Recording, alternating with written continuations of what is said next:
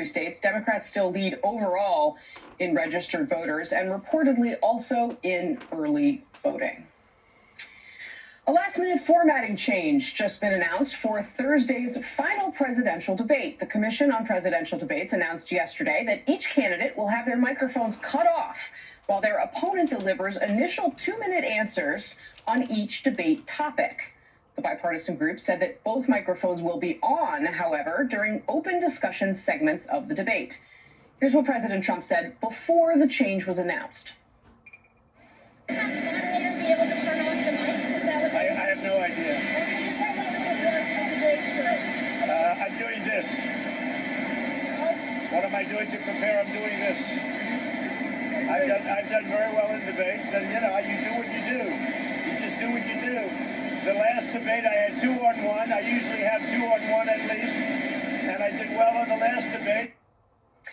Despite being displeased with the change, Trump says he will still show up for the debate. Hours earlier, his campaign had sent a scathing letter objecting to the selected topics for the debate, taking issue with the fact that it won't be focused on foreign policy. Biden's campaign did not immediately comment on the formatting change, but disputed that the campaigns had previously agreed on a foreign policy focus. Coverage of the final debate, moderated by NBC News White House correspondent Kristen Welker, is going to kick off right here at 8 p.m. on Thursday night. Joining us now, White House reporter for Politico, Gabby Orr. Gabby, good morning to you. Thanks for being back with us. Can we talk first about this debate? Because, clearly the format's going to be a little bit different from the one that we saw before, which, frankly, devolved into something of a shouting match because of the way that the president conducted himself. What do we know about how the president is preparing this time and how it might be different from last time? Well, the president's campaign team has told him that he needs an entirely different approach to actually have an impact on undecided voters in this second and final debate, So they've been encouraging him to come off a lot softer in his responses, to interrupt less, which was, of course, one of the biggest issues in the first debate, the president's incessant interruptions and interjections of both the moderator, Chris Wallace, and also his opponent, Joe Biden. And they've been telling him to continue to focus his attacks on things like Hunter Biden, the former vice president's son, but to do so in a way that could actually resonate with voters. We don't know to the extent to which he's been doing debate prep lately. We know he's been traveling a bunch. He's had campaign rallies nearly every single day since emerging from the hospital for coronavirus. And so it is tough to see exactly how much preparations the president has put into this second and final debate versus Vice President Joe Biden, who we know has been working diligently with his advisors to really make sure that this final primetime opportunity to reach that small slice of undecided voters who still remain is beneficial to him.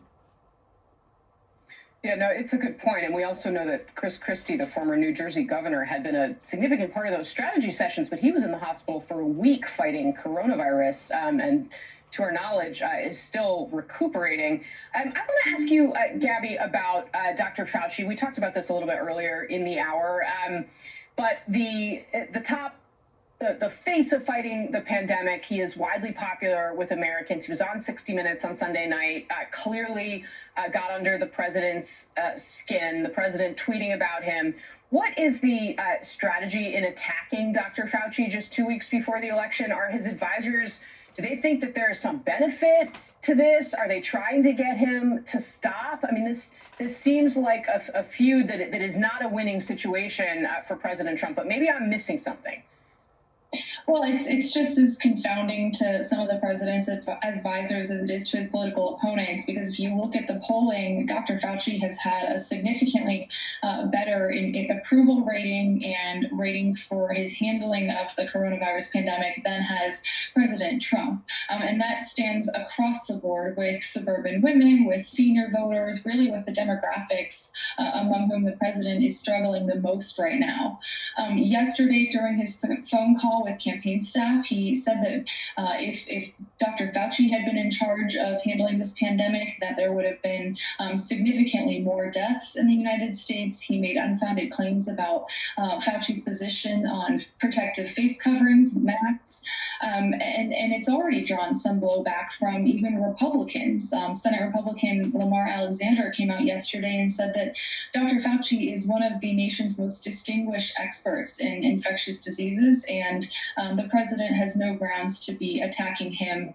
And politically, 2 weeks out from an election, it is baffling that the president would choose to train his ire on one of his own health experts as opposed to his actual general election opponent. All right, Politico's Gabby Orr, thank you very much for getting up early with us. It's great to have you this morning.